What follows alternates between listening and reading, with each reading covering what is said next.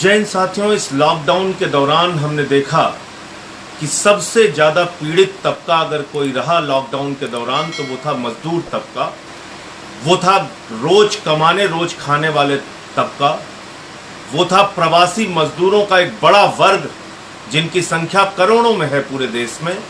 हमने देखा कि वो सड़क पर हजारों किलोमीटर पैदल चले जा रहे हैं, उनके पांव में छाले पड़े हुए हैं, उनके मासूम बच्चे इस चिलचिलाती हुई धूप में परेशान हैं, तकलीफ में हैं। माया उनको अपने गोद पर बिठा के अटैची पर लिटाकर उसकी चेन खींचते हुए लेके जा रहे हैं। हमने देखा रेल की पटरियों पे 16 लोग कटकर मर गए। हमने देखा सागर के अंदर रोड एक्सीडेंट का शिकार हो के 6 लोगों की जान चली गई, औरैया में 24 लोगों की जान चली गई, मुजफ्फरनगर में 5 लोगों की जान चली गई। और आए दिन ऐसी घटनाएं अखबारों के माध्यम से, टीवी के माध्यम से सामने आ रही हैं। कहीं चलते चलते मजदूर मर जा रहा है, कहीं महिला की रास्ते में प्रसव हो जा रही, डिलीवरी हो जा रही। ये तमाम हृदय विदारक दृश्य पूरे देश से, अलग अलग जगहों से हम लोगों को देखने को मिला इस लॉकडाउन के दौरान, और वो सिलसिला अभी तक जारी है। कोई संवेदनशीलता भारतीय जनता पार्टी की सरकार की ओर से नहीं दिखाई गई, कोई संवेदनशीलता रेल मंत्री की ओर से, केंद्र सरकार की ओर से नहीं दिखाई गई। सिर्फ मजदूरों की जिंदगी के साथ खिलवाड़ किया गया। कभी थाली बजवाया गया, कभी दिवाली मनवाई गई, कभी हेलीकॉप्टर से फूल फेंकने की नौटंकी की गई। लेकिन जो गरीब मजदूरों के लिए करने की जरूरत थी, उनको घर पहुंचाने की व्यवस्था जो करनी थी, उसको करने में बार बार आनाकानी और घोर लापरवाही की गई। और मैं ये तो कहूंगा कि हत्या करने की लापरवाही के समान ये लापरवाही थी। ये कोई सामान्य लापरवाही नहीं थी। अगर आप जान रहे हैं कि मजदूर मर रहा है और ट्रेनों का इंतजाम नहीं कर पा रहे हैं, आपके पास 19,000 ट्रेनें हैं, 2,30,00,000 यात्रियों को एक छोर से दूसरे छोर प्रतिदिन आप पहुंचा सकते हैं, लेकिन अगर आप वो इंतजाम नहीं कर रहे हैं तो इसका मतलब हत्या के बराबर वो लापरवाही है। मजदूरों को मरने के लिए आपने छोड़ दिया है, आपको उनकी चिंता नहीं है। पहले क्या कहा था रेल मंत्री ने? राज्य हमें अनुमति नहीं दे रहे हैं, राज्य हमें अनुमति नहीं दे रहे हैं, हम कैसे ट्रेन भेज सकते हैं। बंगाल वाले ट्रेन नहीं मांग रहे हैं, झारखंड वाले नहीं मांग रहे हैं, राजस्थान वाले नहीं मांग रहे हैं, छत्तीसगढ़ वाले नहीं मांग रहे हैं।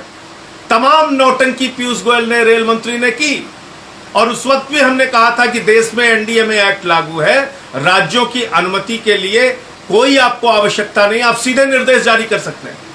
शुरू में नहीं किया, राजनीति करते रहे। बाद में आदेश जारी किया गृह मंत्रालय ने कि राज्यों से अनुमति की कोई आवश्यकता नहीं है, ट्रेन कहीं भी जा सकती है। यह आदेश आप पहले दिन नहीं कर सकते थे?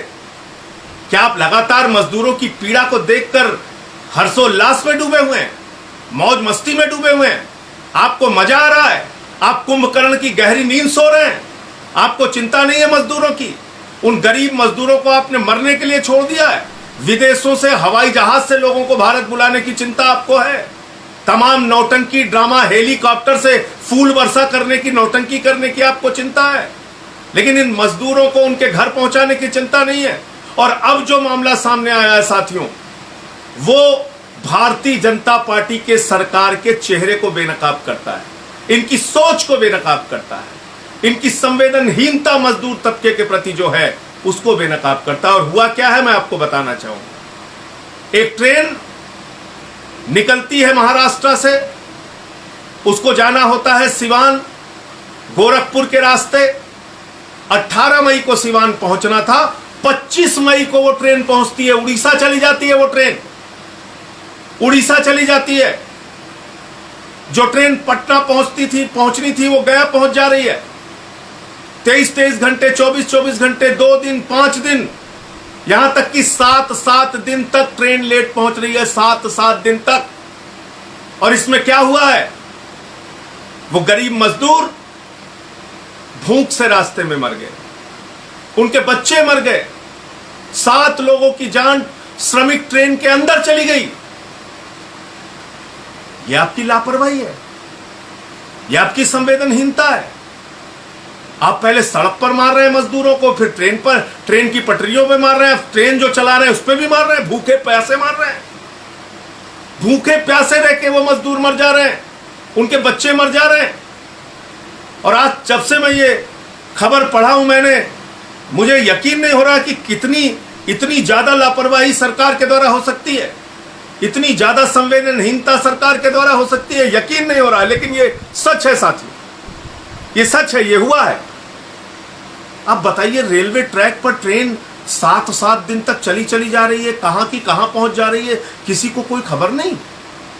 ऐसे तो रास्ते में कोई बड़ा एक्सीडेंट हो जाता, बड़ा हादसा हो जाता, पूरे रास्ते किसी को पता नहीं चला। ये दैनिक भास्कर की खबर है, 2 दिन के बदले 9 दिन में पहुंची श्रमिक ट्रेनें, भूख और प्यास से एक दिन में इन ट्रेनों में 7 मौतें हो गई। ट्रेनों में 7 मौतें,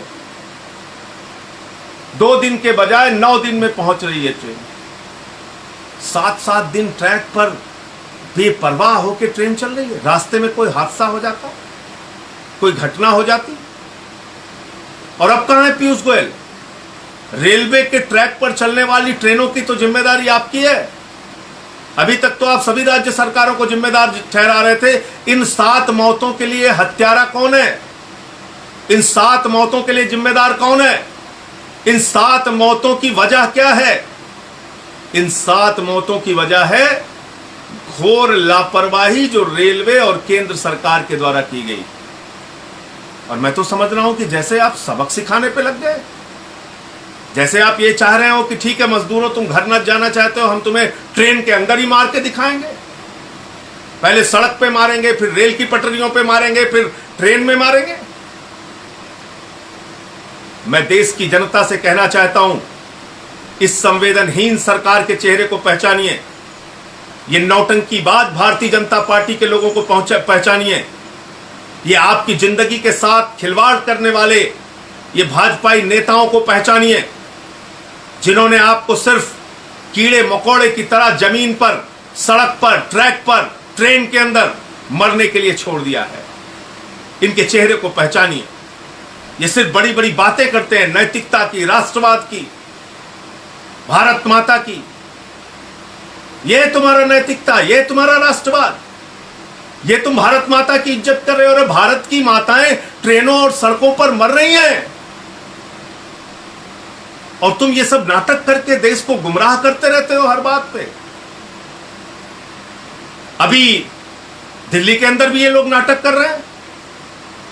भाजपाइयों ने एक अफवाह फैलाई दिल्ली के अंदर कि दिल्ली में कोरोना से मौतें ज्यादा हो रही हैं, केजरीवाल सरकार उसको कम करके दिखा रही है। ये दुष्प्रचार इन्होंने शुरू किया। अफवाह कंपनी भाजपा से तेज कोई है नहीं, झूठ फैलाने में भाजपा से तेज कोई है नहीं।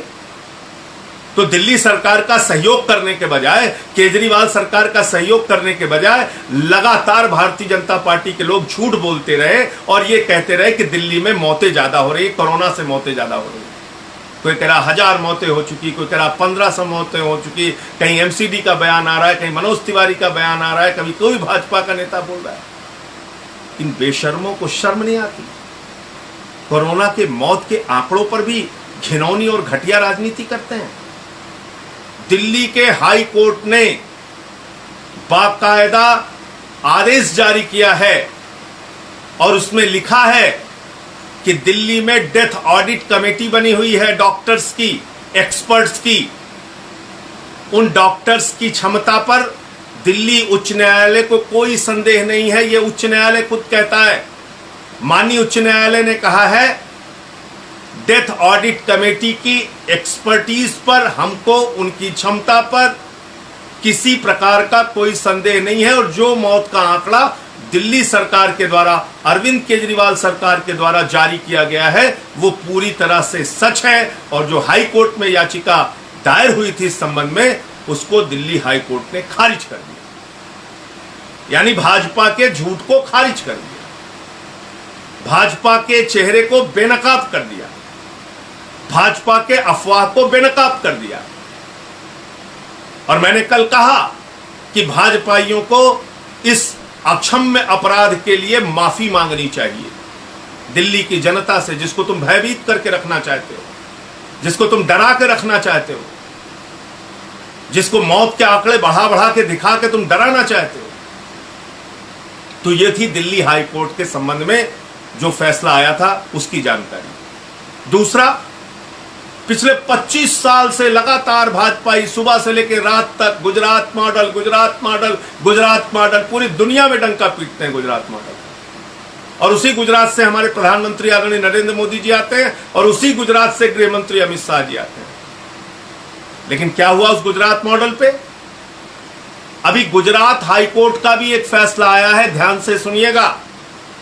और गुजरात हाईकोर्ट ने कहा है गुजरात की स्वास्थ्य सेवाएं डूबता हुआ टाइटैनिक जहाज है। गुजरात की स्वास्थ्य सेवाएं डूबता हुआ टाइटैनिक जहाज है। गुजरात के अस्पतालों में पीपीई किट का अभाव है। गुजरात के अस्पतालों में वेंटिलेटर और बेड का अभाव है। गुजरात के अस्पताल काल कोठरी और तहखाने में तब्दील हो गए हैं। ये मैं नहीं कह रहा हूं, ये आम आदमी पार्टी नहीं कह रही है, ये गुजरात के उच्च न्यायालय की टिप्पणी है, हाई कोर्ट की टिप्पणी है। और अगर ये टिप्पणी दिल्ली सरकार के बारे में होती या कहीं विपक्षी राज्य सरकार के बारे में होती तो सारे भाजपाई भक्त मिलकर इस समय पूरे देश के अंदर हल्ला हंगामा नौटंकी नाच कर रहे होते। लेकिन क्योंकि गुजरात के बारे में ये टिप्पणी है, गुजरात के मॉडल पे ये टिप्पणी है, गुजरात की स्वास्थ्य सेवाओं की बदहाली पर ये टिप्पणी है, तो पूरी की पूरी भारतीय जनता पार्टी खामोश है। अरे क्यों नहीं जवाब देते प्रधानमंत्री जी और अमित शाह जी और रूपानी जी कि गुजरात में ये स्वास्थ्य सेवाओं की हालत क्यों है? क्यों नहीं आप बताते कि हाई कोर्ट को ये टिप्पणी क्यों करनी पड़ी? क्यों नहीं आप बताते कि मृत्यु दर के मामले में, कोरोना से मृत्यु दर के मामले में सबसे अधिक अगर किसी राज्य में कोरोना से मृत्यु हो रही है तो वो है गुजरात राज्य, गुजरात। यह है गुजरात का स्वास्थ्य मॉडल, वहां पे सबसे ज्यादा मृत्यु हो रही है। मैं ईश्वर से प्रार्थना करता हूं, विनती करता हूं, पूरे देश में कहीं कोरोना से लोगों की मौत नहीं होनी चाहिए। लेकिन जब आप दिल्ली के स्वास्थ्य सेवाओं पे राजनीति कर रहे हैं, ओछी और घटिया मानसिकता के साथ दिल्ली के मौत के आंकड़ों पर सवाल खड़ा कर रहे हैं, तो एक बार जरा गुजरात में जो मौतें हुई हैं उस पर निगाह डालिए तो आपको अपनी स्वास्थ्य सेवाओं की बदहाली के बारे में पता चलेगा। कल परसों तक के आंकड़े 865 लोगों की जान गुजरात में जा चुकी है। खुद वहां के महाधिवक्ता एडवोकेट जनरल कहते हैं कि गुजरात में 70% लोगों को अगर अहमदाबाद में जांच की गई तो पॉजिटिव पाया जाएगा। तो किस ओर बढ़ रहा है गुजरात? किस ओर बढ़ रहा है गुजरात की स्वास्थ्य सेवाएं? और इस पर कोई जवाबदेही नहीं। आप गुजरात के अंदर हाई कोर्ट ने कहा आपने प्राइवेट लैब बंद कर दिया, प्राइवेट पैथोलॉजी बंद कर दी। प्राइवेट लैब और पैथोलॉजी में जांच नहीं हो सकती किसी व्यक्ति की अगर वो चाहे तो। गुजरात में 49 रुपए का मास्क 65 रुपए में बेचा जा रहा है, यानी मास्क के मामले में भी दलाली खाई जा रही है। और हमने तमाम दृश्य देखा, भले ही आपने टीवी चैनल पे बहस ना देखी हो, भले ही आपने टीवी चैनल पे वो दृश्य ना देखा, उसके कारण आप जानते हैं, मैं उसके डिटेल में नहीं जाऊंगा। अगर दिल्ली में कोई मामला हो जाता है तो टीवी चैनल्स पे प्रमुखता से दिखाया जाता है। महाराष्ट्र में, बंगाल में कोई मामला हो जाता है तो टीवी चैनल्स पे प्रमुखता से दिखाया जाता है। लेकिन गुजरात में इतनी बड़ी बड़ी खबरें आई, उसको कितना टीवी चैनल पे दिखाया गया और कितनी उस पर डिबेट हुई, आप अच्छी तरह से जानते हैं। क्या हुआ वहां मजदूरों के साथ? वहां पर मजदूरों को बुरी तरीके से लाठियों से पीटा गया। मजदूर जब सड़कों पे उतरे तो उनको दौड़ा दौड़ा के मारा गया। उनके रोजगार का इंतजाम नहीं, उनके खाने का इंतजाम नहीं, उनको घर भेजने के नाम पे टिकट का पैसा लिया गया। और भारतीय जनता पार्टी के नेताओं का नाम आया, 1,16,000 रुपए झारखंड के मजदूरों से ले लिया, पैसा भी नहीं दिया, टिकट भी नहीं दिया। पैसा मांगने गए तो पीट कर लहूलुहान कर दिया गया। प्रधानमंत्री जी, आपसे निवेदन है, इस मामले में हस्तक्षेप कीजिए। उत्तर प्रदेश के, बिहार के, झारखंड के लोगों को जानवरों की तरह ट्रीट मत कीजिए, जानवरों की तरह उनके साथ व्यवहार मत कीजिए।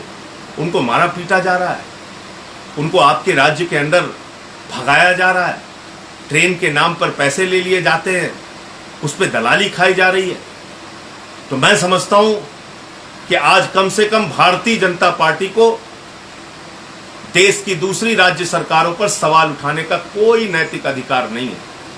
मध्य प्रदेश और गुजरात, जहां पर वर्षों से इनकी सरकारें हैं, दोनों सरकारें बुरी तरीके से इस कोरोना मामले में फेल साबित हुई हैं और इन दोनों राज्यों में सबसे अधिक मृत्यु दर आपको देखने को मिलेंगे गुजरात और मध्य प्रदेश में। यह सच्चाई है इन दो राज्यों में। तो मैं सिर्फ इतना चाहूंगा कि आप लोग जागरूक रहिए, अपने नाक कान आंख खोले रखिए और देखिए सच में भाजपा आपके लिए क्या कर रही है, वास्तव में भाजपा आपकी जिंदगी के साथ कितना खिलवाड़ कर रही है।